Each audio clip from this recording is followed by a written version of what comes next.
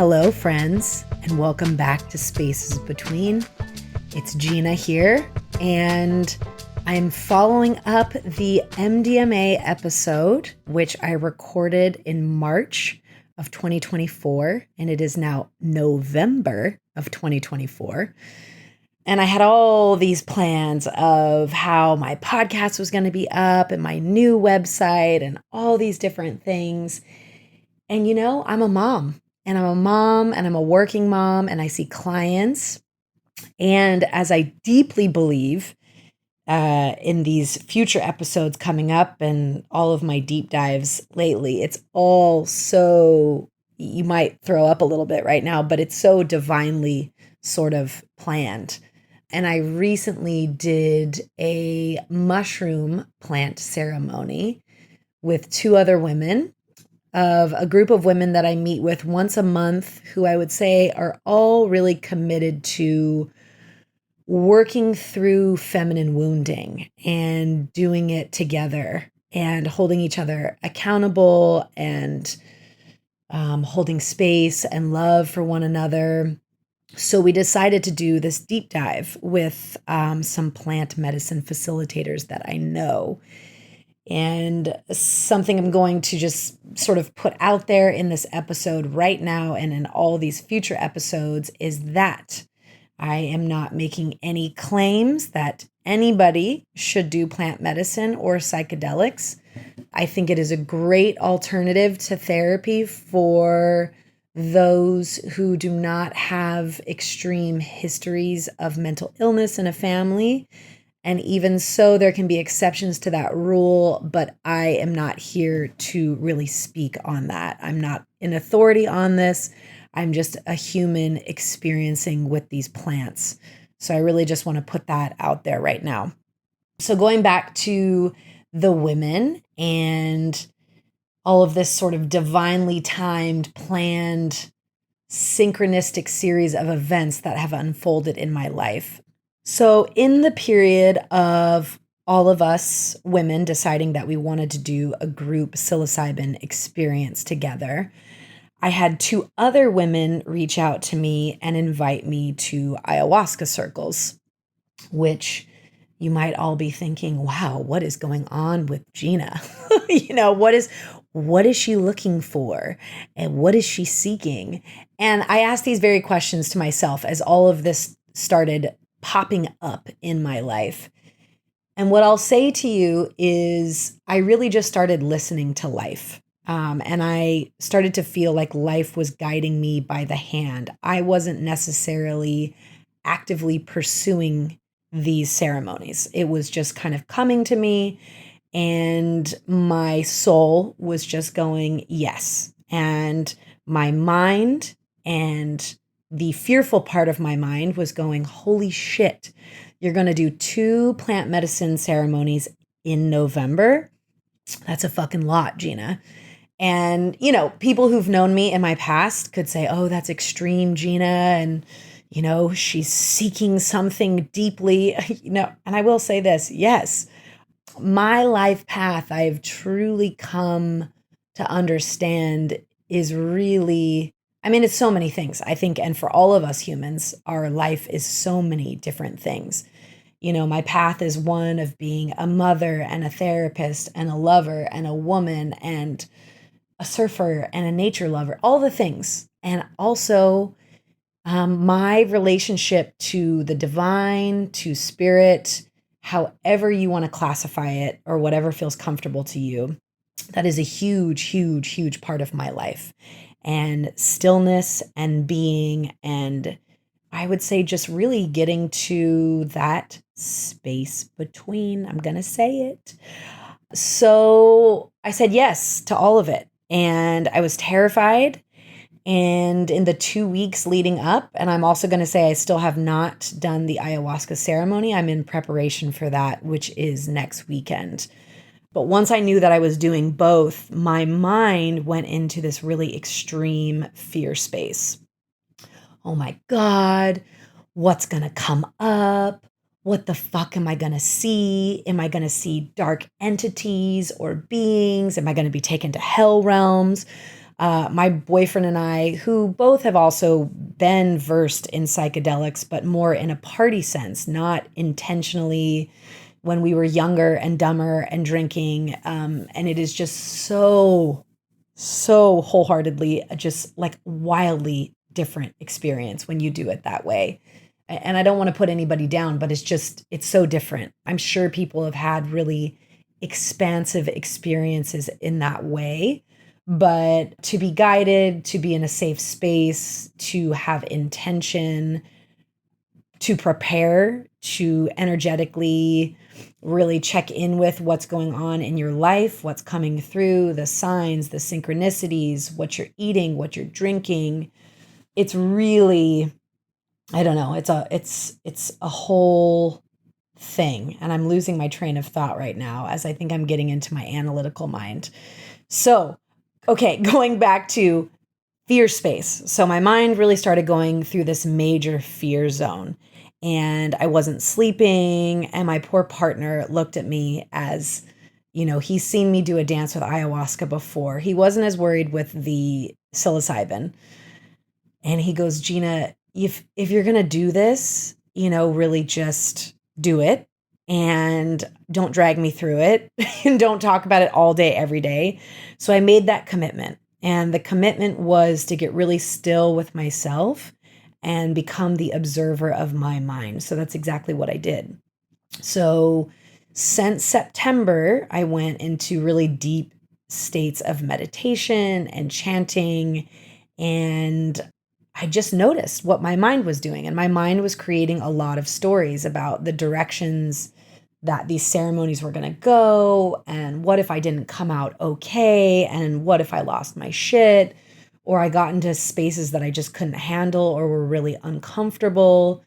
And ultimately, it was, again, they say, and I said this in the MDMA episode, and I do deeply believe this, that when you commit to doing medicine work, plant medicine or medicine work, it does start working on you. And you really start to notice it in yourself, in your field. And when I say field, your energy field. So I started to get really quiet and really calm and really soft. And my partner noticed, again, this continual, I did the MDMA in March. They say in the work that you do on yourself, 50 steps forward, maybe 50 steps back, maybe not 50, maybe like 20. So I took some steps back and again, this is the humanity of who I am, and I'm never going to be perfect. And I have so let go of that. But yeah, so I got to this really calm, quiet space. And then certain books started falling in my lap, like The Surrender Experiment by Michael Singer.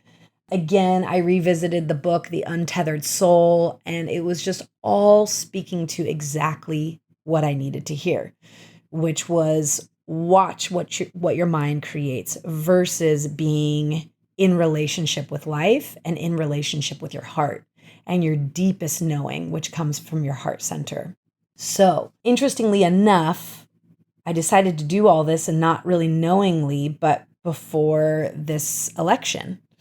And the episode before the MDMA, which I talked about, we won't know peace in this world until we know peace in our hearts.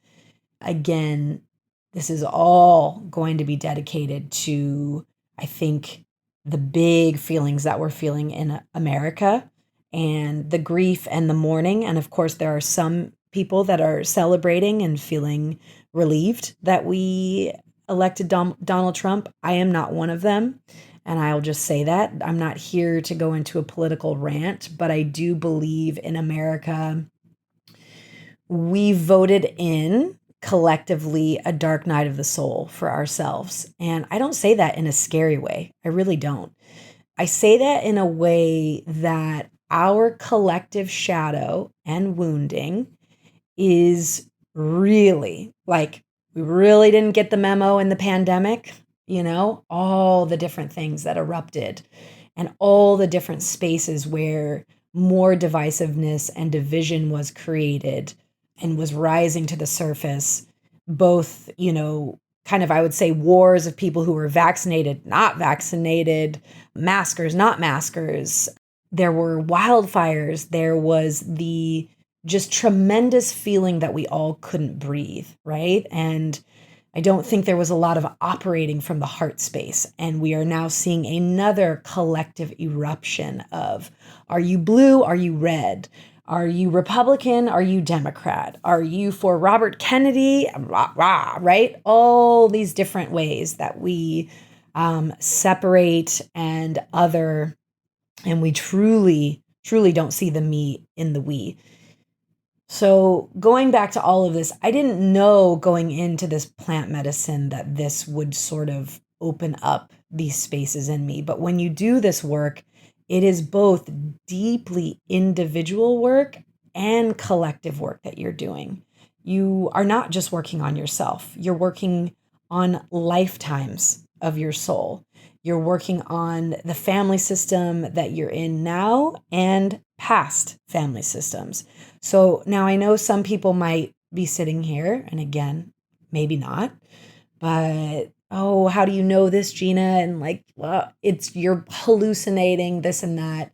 What I can say is just from my deepest knowing and being in the space of the spirits of the plants. You're not on like drugs. It's not like I'm so fucked up, right? It is, you are communing with the divine. You are communing with your innermost essence that is connected to everything in the universe. You are getting information that you would not get maybe necessarily on a day-to-day experience. So it really opens you up, and you have to be ready for that. And again, I want to emphasize, I don't think this is for everybody. And I don't think this is something that I'm going to do necessarily, after the ayahuasca ceremony. I have no idea. I just know that the healings I have experienced, both from the MDMA guided journey to the psilocybin, both very, very different experiences, but again, brought me into my heart and brought me into the deepest knowing in myself and feeling grounded and rooted and deep love for myself and deep love for the collective, that I may continue on this journey or not, And the reason I say that is because I always want to make these sort of disclaimers and, that you can meditate, you can dance, you can chant, you can make love, you can hike for 10 miles and sit on a rock and experience the divine in so many different iterations of life. All right. It doesn't have to be these journeys, but that's where I am right now. So now I'm going to go into the actual journey and emphasize, as I did in the MDMA episode, the importance of the practitioners that I was working with, setting, the fact that I knew I was 100% held and safe with these women. There was no question in my being, and so I'm going to emphasize that always. So we had 2 women drop out of the circle, which I think sort of was unnerving for the rest of us and kind of opened up an opportunity for me to be like, oh, okay, well, I'm doing ayahuasca in, 2 weeks. This gives me opportunity to drop out. And, but I stayed committed, and so did the other 2 women. And, again, it was supposed to be the 3 of us. And so I'm not going to say location or place because I think that's unimportant. And I want to protect the people that I work with and the women that were also part of the ceremony. So we did a group Zoom together before we went into the ceremony and talked about our intentions, talked about fears coming up. And then once we met in the physical space, continued to talk about fears coming up, intentions that we had, and our facilitators asked us questions. We did some group meditations and breath work and really set the stage for the relationship with the plants. I can't emphasize this enough.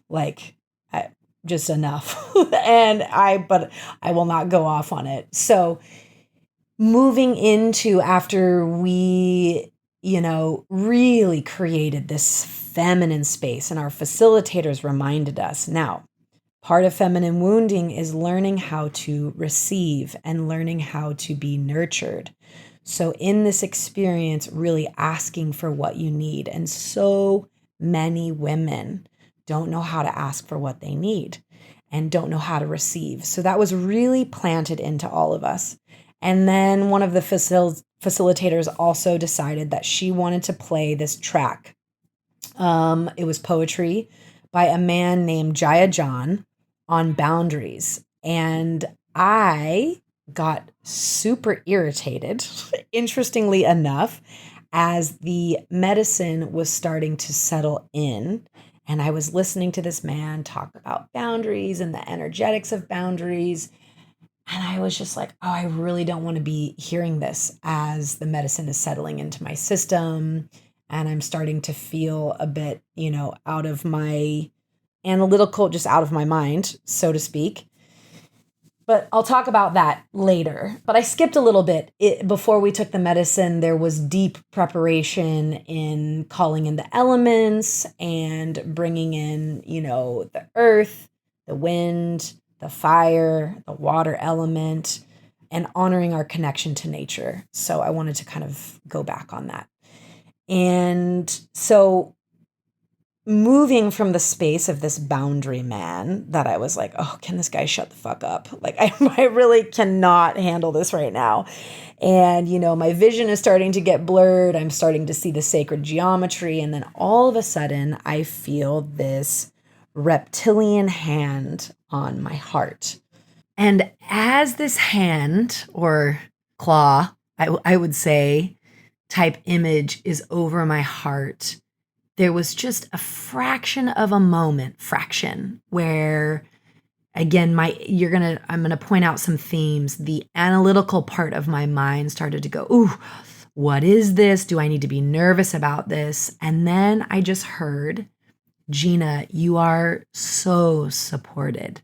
Let go. Let go. You're so supported. And in that moment, I just took a deep breath and I said to myself, Gina, relax and breathe. Just relax and breathe. That was sort of my mantra throughout this experience because it was a really big experience. And, I sort of lost sight of the reptilian, whatever we want to call it, that was over my heart. And I just dropped in. And, to say that I'm going to get 7 hours of an experience into this episode, there's no way. And I think for anybody listening who's done plant medicine or psychedelics, a lot of times words don't articulate the experience, but I'm just going to go over some of the themes and what I really, was moving through. So in the beginning, I would say there was just this deep feeling of this benevolent presence that, this loving kindness that was just sort of this, almost rainbow connection between me and the universe. And that while, there is so much gnarliness and intensity, and it feels like the world is falling apart at the seams. And in some ways, I sort of believe that it is. There really is this loving, guiding, supportive energy that is always around us. And okay, so moving from that. So I'm feeling this deep presence. I'm feeling, really into the journey. And, I would say one of the themes throughout this was noticing my analytical mind, questioning, how long have I been in here? How intense is this going to get? Is this the peak of my experience? How many hours has this been? And then that would completely dissolve and drop away. And I would have no concept of time and no concept of my mind. And I was just moving through old pockets of pain, again, generations of pain and trauma. And something I continued to sort of speak out loud in ceremony was, wow, this is such deep work, like lifetimes of work. And the other women would just sort of, not scream, but let out these sounds in agreement that we were all doing this collective work together. So that was another really interesting piece, was the waves that we would go through as women. And something that I really noticed for myself, which I'm going to bring back Jaya John, the boundary man that irritated the shit out of me.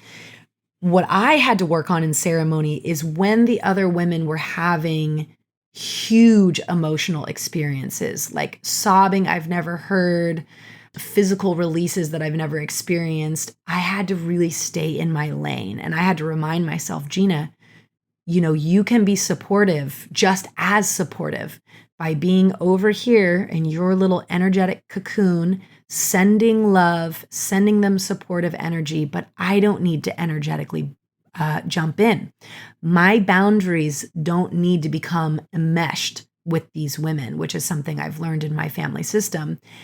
And so there were very strong lines that almost energetically I created, and hence why Jaya John irritated me so much, because he was speaking to what was going to come up for me in this particular ceremony. So also talk about doing a dance with my shadow material.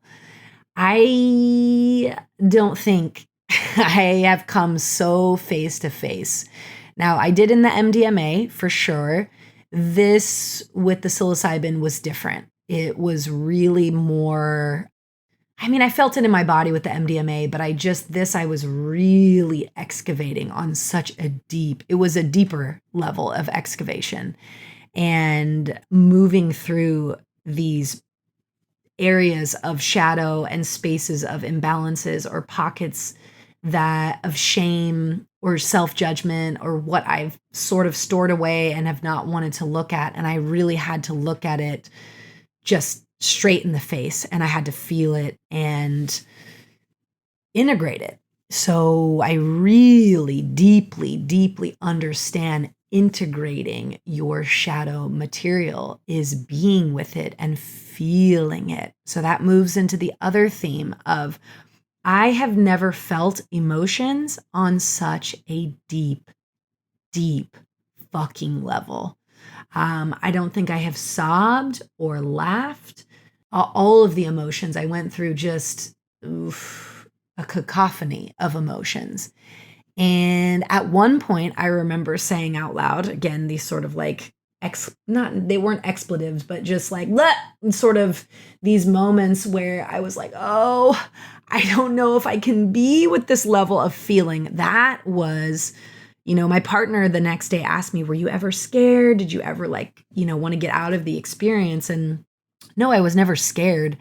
But yes, it was such deep work, and the feeling was so intense that I did have moments where I thought, can I continue to feel this deeply? We live in a culture, and I'm not just saying in America, and I've said this throughout in the podcast, this is a global issue. Feeling our feelings is very difficult for humans, especially the uncomfortable ones, not the joyous, laughing, but the pain and the sadness and the grief and anxiety and the rage, those, really being with those. So that was the next theme. I realized the power and impact of sound. All of us made big sounds and noises and grunts, and it was almost a symphony of things moving out of our body, moving out of our mouths. And it was so beautiful. It was the most beautiful and primal and epic thing to experience with the women in the room. So moving through shadow, so there was a lot of deep shadow work. And then there was, I think what happens for many people, sort of intuitive stuff that comes through for your future. And you can sort of take that or leave that, or, integrate that however you will. And I would just say the feminine. I mean, we were just held in the feminine in this space. And that was the most profound healing, I think, for every woman in the room, was just this echo chamber of, I see you, I've got you, and I'm also going to let you do you. I'm going to let you be in all of your feelings. And that is some fucking maternal love at the highest energies that I've experienced. So I'm feeling like I'm missing a lot, and I'll probably record some more after this, but I'm just going to take a breath. Oh, how could I forget this part? The mirrors. This also came up in my MDMA journey. We are all huge mirrors for us. And I'm going to say this right now. Donald Trump is a mirror for all of us.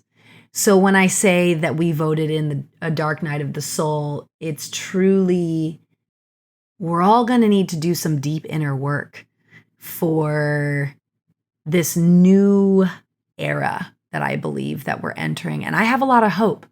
I really do. It's not without saying that I don't think that there will be deep chaos and upheaval and darkness from voting this man in, but it collectively is coming because, again, mirrors. So that was so deep in my journey, was that every person in your life, friendships, lovers, husbands, wives, affairs, mirrors, mirrors, mirrors, mirrors.